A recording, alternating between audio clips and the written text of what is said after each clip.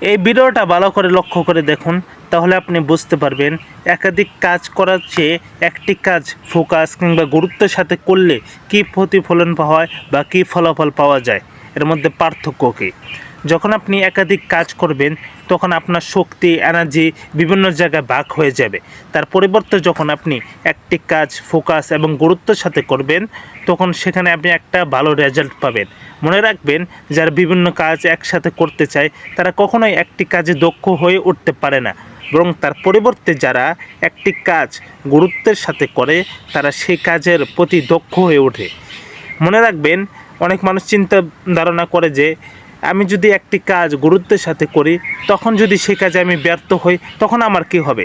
আমি আপনাকে প্রশ্ন করি, আপনার সকল এনার্জি সকল চিন্তা ধারণা যদি এক কাজে ফোকাস করে থাকা সত্ত্বেও যদি আপনি সফল হতে না পারেন, তাহলে যখন আপনি সেই একই ফোকাস একই চিন্তা ধারণা বিভিন্ন কাজে দিবেন তখন কিভাবে আপনি সফল হবেন। এজন্য মাল্টিটাস্কিং না করে একটি কাজের উপর ফোকাস হন, তাহলে ইনশাআল্লাহ আল্লাহর রহমতে আপনি সফল হবেন।